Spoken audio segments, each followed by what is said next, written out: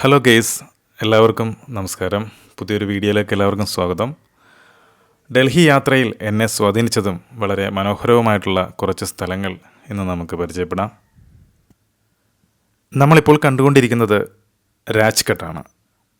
സത്യം, അഹിംസ, വിനയം എന്നിവയെ പ്രതിഫലിപ്പിക്കുന്ന ലാളിത്യത്തിൻ്റെ, നിത്യം ബഹുമാനത്തിൻ്റെയും പരിപാവനമായിട്ടുള്ള പുണ്യസ്ഥലം.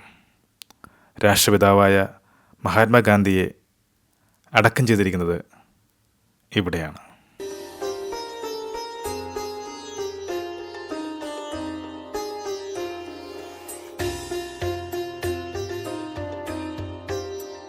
ഡൽഹിയിലെ യമുന നദിയുടെ തീരത്ത് സ്ഥിതി ചെയ്യുന്ന രാജ്ഘട്ട് രാഷ്ട്രപിതാവായ മഹാത്മാഗാന്ധിയുടെ സ്മാരകം സ്ഥിതി ചെയ്യുന്നത് ഇവിടെയാണ്. 1948 ജനുവരി 31 ഇവിടെ ഗാന്ധിജിയെ സംസ്കരിച്ചത്.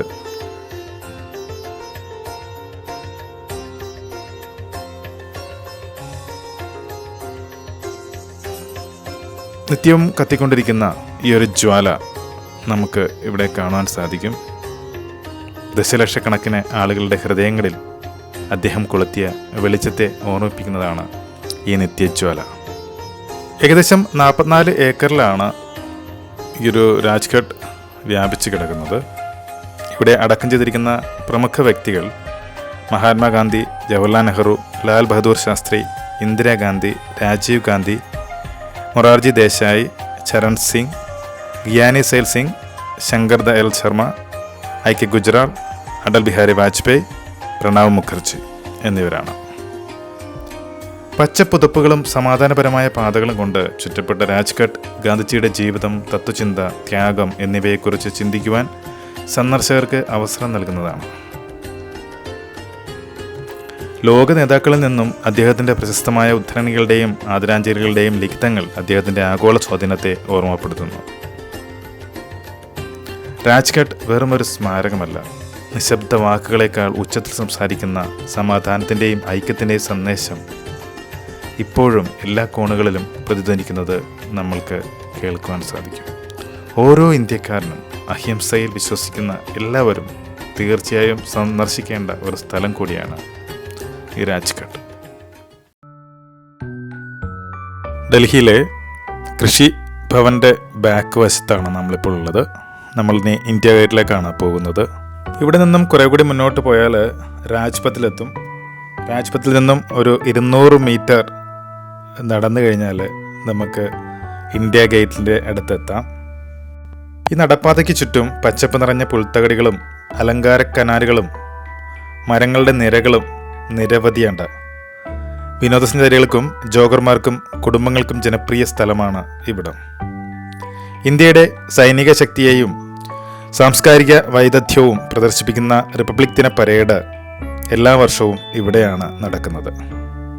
യഥാർത്ഥത്തിൽ കിങ്സ് വേ എന്ന് വിളിക്കപ്പെടുന്ന ഇത് സാമ്രാജ്യത്വ മഹത്വത്തെയും അധികാരത്തെയുമാണ് കാണിക്കുന്നത്. അനന്തരം പരമാധികാര ഇന്ത്യയെ പ്രതിഫലിപ്പിക്കുന്നതിനായി കിങ്സ് വേ രാജ്പഥ് എന്ന് പുനർനാമകരണം ചെയ്യപ്പെടുകയുണ്ടായി.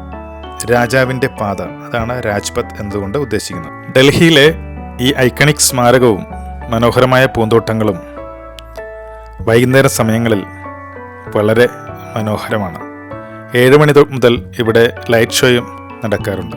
1-ാം ലോക മഹായുദ്ധത്തിലും അഫ്ഗാൻ യുദ്ധങ്ങളിലും മരിച്ച ഇന്ത്യൻ സൈനികരെ ആദരിക്കുന്നതിനായി 1931 നിർമ്മിച്ച 42 മീറ്റർ ഉയരമുള്ള യുദ്ധസ്മാരകമാണ് ഇന്ത്യ ഗേറ്റ്. ഡൽഹിയിലെ ഏറ്റവും പ്രശസ്തമായ ലാൻഡ്മാർക്കുകളിലൊന്നായ ഇന്ത്യ ഗേറ്റിലേക്കുള്ള അവിസ്മരണീയമായ ഒരു യാത്ര ആസ്വദിക്കേണ്ട ഒന്ന് തന്നെയാണ്. അടുത്തതായി നമ്മൾ പോകുന്നത് ലോട്ടസ് ടെമ്പിളിലേക്കാണ്. ലോട്ടസ് ടെമ്പിൾ ഒരു ബഹായി ആരാധനാലയമാണ്. 1986 ഇറാനിയൻ വാസ്തുശില്പിയായ ഫാരിയ ബോസ് ആണ് ഇതിൻ്റെ നിർമ്മാണം. ഇന്ത്യയിലെ ബഹായി സമൂഹം ഏകദേശം $10 ദശലക്ഷം ചിലവഴിച്ച് നിർമ്മിച്ച ഒരു അമ്പലമാണിത്. 1986 പൊതുജനങ്ങൾക്കായി തുറന്നുകൊടുത്തു. എല്ലാ മതങ്ങളിലുള്ള ആളുകളെയും സ്വാഗതം ചെയ്യുന്ന, ഐക്യവും സമാധാനവും പ്രോത്സാഹിപ്പിക്കുന്ന ബഹായി വിശ്വാസം പ്രചരിപ്പിക്കുന്ന ഒരു രീതിയാണ് ഇവിടെ തുടർന്നു വന്നത്. ബഹായി വിശ്വാസം ദൈവത്തിൻ്റെയും മതത്തിൻ്റെയും മനുഷ്യത്വത്തിൻ്റെയും ഏകത്വത്തിന് ഊന്നൽ നൽകുന്നതാണ്. വിഗ്രഹങ്ങളോ ആചാരങ്ങളോ പ്രഭാഷണങ്ങളോ ഇവിടെ നടത്തുന്നില്ല. പകരം എല്ലാ വിശ്വാസങ്ങളിൽ നിന്നുമുള്ള പ്രാർത്ഥനകൾ വായിക്കുകയോ ജപിക്കുകയോ ചെയ്യുന്നു. ക്ഷേത്രത്തിൽ സ്വതന്ത്രമായി നിൽക്കുന്ന 27 മാർബിൾ ദളങ്ങളുണ്ട്. അവ 9 വശങ്ങളായി 3 കൂട്ടമായി ക്രമീകരിച്ചിരിക്കുന്നു. വെളുത്ത ഗ്രീക്ക് മാർബിളിലാണ് ഇത് നിർമ്മിച്ചിരിക്കുന്നത്. ശുദ്ധിയുടെയും സമാധാനത്തിൻ്റെയും പ്രതീകമായ താമരപ്പൂവിൽ നിന്നും പ്രചോദനം ഉൾക്കൊണ്ട് നിർമ്മിച്ചതാണിത്. ലോട്ടസ് ടെമ്പിൾ നിരവധി വാസ്തുവിദ്യാ ഡിസൈൻ അവാർഡുകൾ നേടിയിട്ടുണ്ട്. ആത്മീയവും സൗന്ദര്യാത്മകവുമായ പ്രാധാന്യത്തിന് അന്താരാഷ്ട്ര പ്രസിദ്ധീകരണങ്ങളിൽ ഉൾപ്പെടുത്തിയിട്ടുമുണ്ട്. ധ്യാനത്തിൽ മുഴുകിയ അത്ഭുതാവഹമായ ഒരു നിശബ്ദതയാണ് ഈ അമ്പലത്തിനുള്ളിൽ നമുക്ക് അനുഭവവേദ്യമാകുന്നത്. ലോകമെമ്പാടുമുള്ള 7 ബഹായി ക്ഷേത്രങ്ങളിൽ ഒന്നാണ് ഈ ഡൽഹിയിലുള്ള ലോട്ടസ് ടെമ്പിൾ. അടുത്തതായി നമ്മൾ പോകുന്നത് റെഡ് ഫോർട്ട്, ഡൽഹിയിലെ ചെങ്കോട്ട, അനുഗ്രഹീത കോട്ട എന്നർത്ഥം വരുന്ന ലാൽ ഖില എന്നും അറിയപ്പെടുന്നു.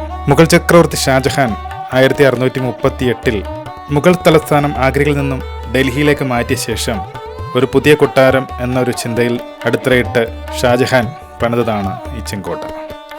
ചുവന്ന മണൽക്കല്ല് ഉപയോഗിച്ചാണ് ഇത് നിർമ്മിച്ചിരിക്കുന്നത്. 2.4 കിലോമീറ്ററിലധികം നീളമുള്ള കൂറ്റൻ മതിലുകളാൽ ചുറ്റപ്പെട്ട ഈ കോട്ട 1857 ഒന്നാം ഇന്ത്യൻ സ്വാതന്ത്ര്യ സമരകാലത്ത് ബ്രിട്ടീഷുകാർ മുഗളരെ പരാജയപ്പെടുത്തി കോട്ട പിടിച്ചെടുക്കുകയുണ്ടായി.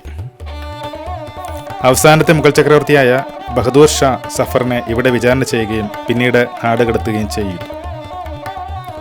ബ്രിട്ടീഷുകാർ കോട്ടയുടെ പല യഥാർത്ഥ നിർമ്മിതികളും പൊളിച്ചു മാറ്റുകയുണ്ടായി. 1947 ഓഗസ്റ്റ് 15 മുതൽ ഇന്ത്യൻ പ്രധാനമന്ത്രി എല്ലാ സ്വാതന്ത്ര്യദിനത്തിലും ചെങ്കോട്ടയിൽ ദേശീയ പതാക ഉയർത്തുന്നു. സാംസ്കാരികവും വാസ്തുവിദ്യാപരവുമായ പ്രാധാന്യമുള്ളതിനാൽ 2007 ചെങ്കോട്ടയെ യുനെസ്കോ ലോക പൈതൃക സ്ഥലമായി പ്രഖ്യാപിക്കുകയുണ്ടായി. ഈ കൊട്ടാര കവാടത്തിനുള്ളിലേക്ക് നമ്മൾ കയറുമ്പോൾ തന്നെ കാണുന്നത് മനോഹരമായ കച്ചവട കേന്ദ്രമാണ്. ഛോട്ടാ ചൗക്ക്, മീന ബസാർ എന്നറിയപ്പെടുന്ന അതിമനോഹരമായ ഒരു കച്ചവട കേന്ദ്രമാണിത്. ഷാജഹാന്റെ പുത്രിമാർക്കും കൊട്ടാര സ്ത്രീകൾക്കുമൊക്കെ ആഭരണങ്ങളും മറ്റും വാങ്ങുവാനായിട്ട് പ്രത്യേകം നിർമ്മിച്ച ഒരു മാർക്കറ്റാണിത്. ഇവിടെ പുരുഷന്മാർക്ക് പ്രവേശനമില്ലായിരുന്നു. ഈ കച്ചവട സ്ഥാപനങ്ങളിൽ കച്ചവടം നടത്തിയിരുന്നതും സ്ത്രീകളായിരുന്നു.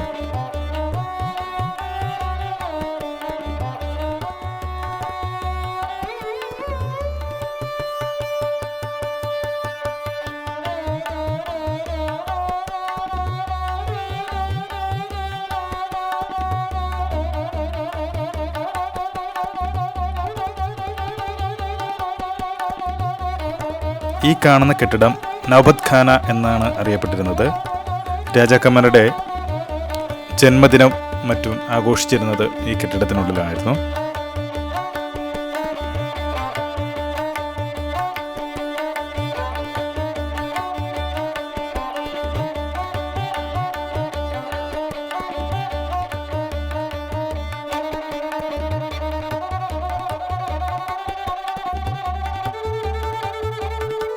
ഈ കാണുന്നത് ദിവാനയാം എന്നുള്ള ഏരിയയാണ്. അതായത് പൊതുജനങ്ങൾക്ക് പബ്ലിക്കായിട്ട് പരാതികൾ ബോധ്യപ്പെടുത്താൻ വേണ്ടിയുള്ള ഒരു ഏരിയ ആയിട്ടാണ് ഇത് അറിയപ്പെട്ടിരുന്നത്. രാജാവും മന്ത്രിമാരും പരാതി കേൾക്കുവാനായിട്ട് ഇരുന്നിരുന്ന വിശാലമായ ഏരിയയാണ് ഈ കാണുന്നത്. ഇവിടെ ഇരുന്നാണ് രാജാവ് പ്രജകളുടെ പരാതികൾ കേട്ടുകൊണ്ടിരുന്നത്. ഹിന്ദു ഇസ്ലാമിക് വാസ്തുശില്പകലയുടെ ഒരു അഭൂതപൂർവമായ ഭംഗി ഇവിടുത്തെ നിർമ്മിതികളിൽ നമുക്ക് കാണുവാൻ സാധിക്കും.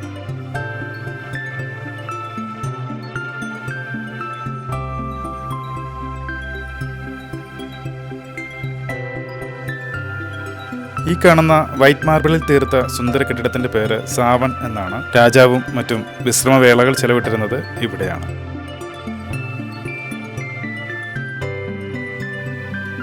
ഇനി അടുത്തതായി നമ്മൾ പോകുന്നത് ജമാ മസ്ജിദിലേക്കാണ്. ഈ പള്ളിയുടെ കവാടങ്ങളിൽ ഒട്ടേറെ കച്ചവട സ്ഥാപനങ്ങൾ നമുക്ക് കാണുവാൻ സാധിക്കും.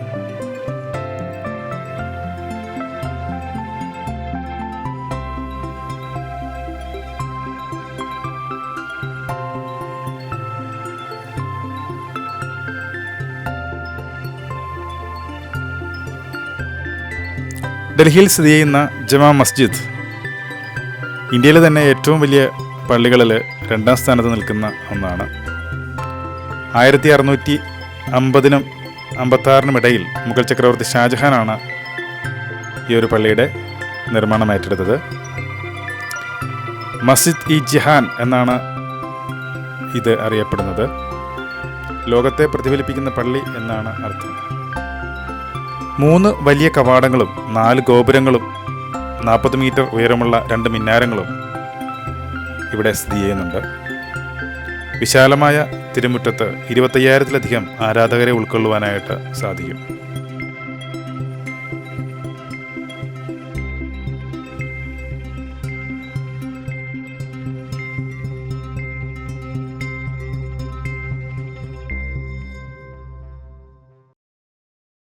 ചന്ദ്രപ്രകാശ ചതുരം എന്നർത്ഥം വരുന്ന ചാന്ദിനി ചൗക്ക് മാർക്കറ്റാണ് ഈ കാണുന്നത്.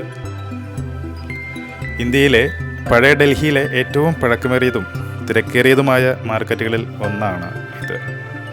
17-ാം നൂറ്റാണ്ടിൽ മുഗൾ ചക്രവർത്തി ഷാജഹാൻ്റെ മകൾ ജഹനാര ബീഗം രൂപകൽപ്പന ചെയ്തതാണ് ഈ ഒരു മാർക്കറ്റ്. ചന്ദ്രപ്രകാശത്തെ പ്രതിഫലിപ്പിക്കുന്ന ഒരു കനാൽ ഒരിക്കൽ മധ്യത്തിലൂടെ ഒഴുകിയിരുന്നു എന്നാണ് പറയുന്നത്. അതുകൊണ്ടാണ് ഈ ഒരു നാമം ഇതിന് വരാൻ കാരണം. തെരുവുകളും മരങ്ങളും നിറഞ്ഞ വഴികളും കൊണ്ട് വിഭജിക്കപ്പെട്ട ഒരു ചതുരമായാണ് ഇത് രൂപകൽപ്പന ചെയ്തത്.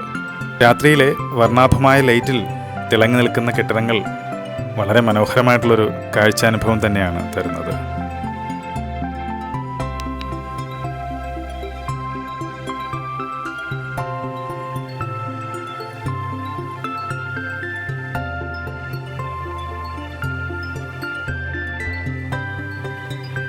ചാന്ദിനി ചൗക്ക് മാർക്കറ്റിൽ ഹൽദിറാംസ് എന്ന പേരിൽ വളരെ തിരക്കേറിയ ഒരു ബേക്കറിയും റെസ്റ്റോറൻറ്റും കാണുകയുണ്ടായി.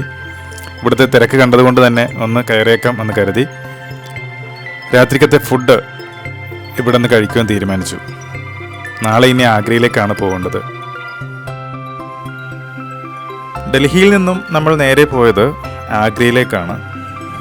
ആഗ്ര റെയിൽവേ സ്റ്റേഷനിൽ ഇറങ്ങി താജ്മഹൽ കാണുവാനായിട്ട് പുറപ്പെടുന്ന വഴിമധ്യേ നമ്മൾ കണ്ട ഒരു ക്ഷേത്രമാണിത്.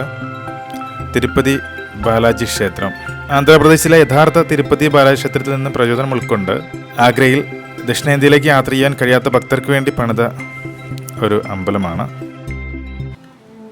അങ്ങനെ നമ്മൾ ലോകത്തിലെ തന്നെ 7ാമത്തെ അത്ഭുതമായ താജ്മഹലിൻ്റെ മുന്നിലെത്തിയിരിക്കുകയാണ്. ഷാജഹാൻ തൻ്റെ പ്രിയപ്പെട്ട ഭാര്യയുടെ ഓർമ്മയ്ക്കായി പണിതീർത്ത വിശ്വവിഖ്യാതമായ ഒരു നിർമ്മിതിയാണ് താജ്മഹൽ. 1983-ൽ യുനെസ്കോയുടെ ലോക പൈതൃക സ്ഥലമായി താജ്മഹൽ പ്രഖ്യാപിക്കുകയുണ്ടായി. ആഗ്രയിൽ യമുന നദിയുടെ തെക്കേ തീരത്താണ് താജ്മഹൽ സ്ഥിതി ചെയ്യുന്നത്. 1631-ൽ പ്രസവ സമയത്ത് മരിച്ച ഷാജഹാൻ്റെ പ്രിയപ്പെട്ട ഭാര്യ മുംതാസ് മഹലിൻ്റെ സ്മരണയ്ക്കായി 1632-ൽ പണി കഴിപ്പിച്ചതാണ് താജ്മഹൽ. പൂർത്തിയായത് 1653-ലാണ്. മുഗൾ വാസ്തുവിദ്യ ശൈലിയിൽ പേർഷ്യൻ, ഇസ്ലാമിക്, ഇന്ത്യൻ ശൈലികളുടെ മിശ്രിതമായിട്ടാണ് ഈ ഒരു നിർമ്മിതി ഉണ്ടായിരിക്കുന്നത്. 20,000-ലധികം കരകൗശല വിദഗ്ധരും തൊഴിലാളികളും ജോലി ചെയ്ത് പൂർത്തീകരിച്ചതാണ് താജ്മഹൽ.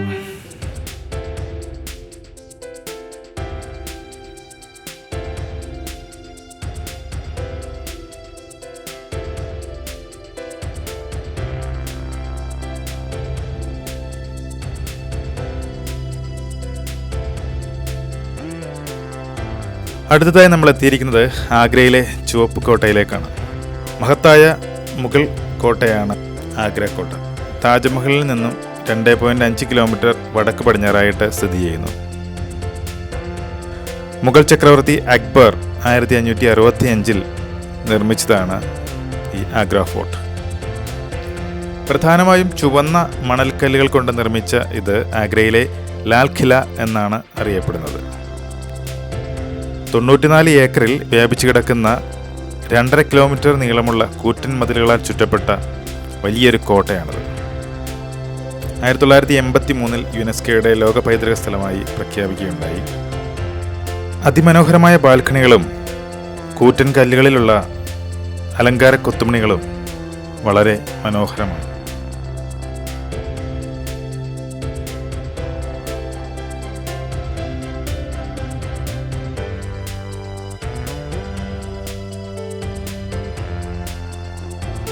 ഒറ്റക്കല്ലിൽ കൊത്തിയെടുത്ത ഏകദേശം 5 അടി ഉയരവും 8 അടി വ്യാസവുമുള്ള ആയിരക്കണക്കിന് ലിറ്റർ വെള്ളം കൊള്ളുന്ന ജഹാംഗീറിൻ്റെ ബാത്ത് ടബാണ് ഈ കാണുന്നത്.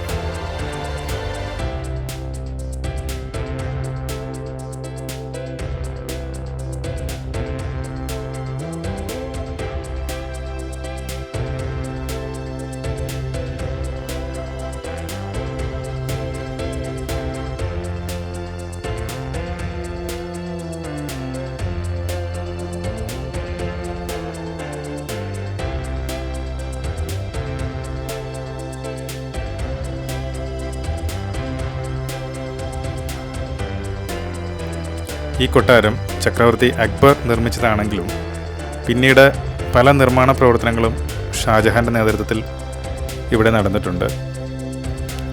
ഇവിടുത്തെ പല ജാലകങ്ങളിൽ നിന്ന് നോക്കിയാലും മുംതാസിൻ്റെ ഓർമ്മയ്ക്കായിട്ട് നിർമ്മിച്ച താജ്മഹൽ കാണുവാൻ സാധിക്കും. കോട്ടയിലെ പുരാതന എയർ കണ്ടീഷനിങ് ജല മാനേജ്മെൻറ്റ് സിസ്റ്റത്തിൻ്റെ ഭാഗമായി ഒരു കൂളിംഗ് അല്ലെങ്കിൽ വാട്ടർ ഡ്രെയിനേജ് ഷാഫ്റ്റാണിത്. ഉയർന്ന പ്ലാറ്റ്ഫോമുകളിൽ നിന്നും കെട്ടിടങ്ങളിൽ നിന്നും വായുസഞ്ചാരം നടത്തുവാനോ വെള്ളം കാര്യക്ഷമമായി ഒഴുകിപ്പോകുവാനോ ഈ അതുല്യമായ രൂപകൽപ്പന കൊണ്ട് സാധിക്കുന്നു.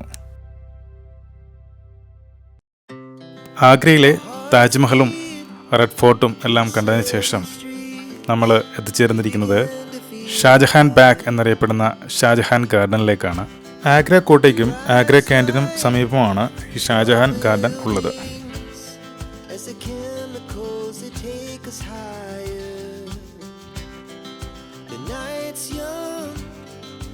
താജ്മഹലിന് പിന്നിലെ ദാർശകനായ ഷാജഹാൻ്റെ പേരിലാണ് ഈ പൂന്തോട്ടം അറിയപ്പെടുന്നത്. കലയുടെയും വാസ്തുവിദ്യയുടെയും ഒരു വലിയ രക്ഷാധികാരി എന്ന നിലയിൽ ഷാജഹാൻ പൂന്തോട്ടങ്ങളോടും പച്ചപ്പിനോടും വളരെ സ്നേഹത്തിനും പേരുകേട്ടവനായിരുന്നു. പേർഷ്യൻ ശൈലിയിലുള്ള ചാർബാഗ് പൂന്തോട്ടങ്ങളിൽ നിന്നും പ്രചോദനം ഉൾക്കൊണ്ടാണ് ഈ ഒരു പൂന്തോട്ടവും നിർമ്മിച്ചിരിക്കുന്നത്. ബ്രിട്ടീഷ് രാജവാഴ്ചയെ അനുസ്മരിപ്പിക്കുന്നതിനും പ്രമുഖ ഇന്ത്യൻ നഗരങ്ങളിൽ സാമ്രാജ്യത്വം സാന്നിധ്യം ഉറപ്പിക്കുന്നതിനുമുള്ള ശ്രമത്തിൻ്റെ ഭാഗമായി 20-ാം നൂറ്റാണ്ടിൻ്റെ തുടക്കത്തിൽ ബ്രിട്ടീഷുകാർ ഷാജഹാൻ ഗാർഡനിൽ വിക്ടോറിയ രാജ്ഞിയുടെ പ്രതിമ സ്ഥാപിച്ചിരുന്നു. പിന്നീട് 1947 ഇന്ത്യയുടെ സ്വാതന്ത്ര്യത്തിന് ശേഷം കൊളോണിയൽ കാലഘട്ടത്തിലെ നിരവധി പ്രതിമകൾ പൊതുവിടങ്ങളിൽ നിന്നും നീക്കം ചെയ്തിരുന്നു. ഷാജഹാൻ ഗാർഡനിൽ നിന്നുള്ള വിക്ടോറിയ രാജ്ഞിയുടെ പ്രതിമയും നീക്കം ചെയ്യുകയുണ്ടായി. പിന്നീട് ആര്യസമാജ പ്രസ്ഥാനവുമായി ബന്ധപ്പെട്ട് സ്വാതന്ത്ര്യസമര സേനാനിയും സാമൂഹിക പരിഷ്കർത്താവുമായ ശ്രദ്ധാനന്ദ സ്വാമിയുടെ പ്രതിമ സ്ഥാപിച്ചു. നിലവിൽ ഷാജഹാൻ ഗാർഡനിൽ കാണപ്പെടുന്നത് ആ പ്രതിമയാണ്. ഹലോ പ്രിയപ്പെട്ടവരെ, ഡൽഹിയിൽ ഞാൻ കണ്ടതും കേട്ടതുമായിട്ടുള്ള കാര്യങ്ങൾ നിങ്ങളുമായി ഷെയർ ചെയ്തു എന്ന് ഞാൻ കരുതുന്നു. വീഡിയോ എല്ലാവർക്കും ഇഷ്ടമായെങ്കിൽ ഷെയർ ചെയ്യാനും ലൈക്ക് ചെയ്യാനും മറക്കരുത്. Thank you.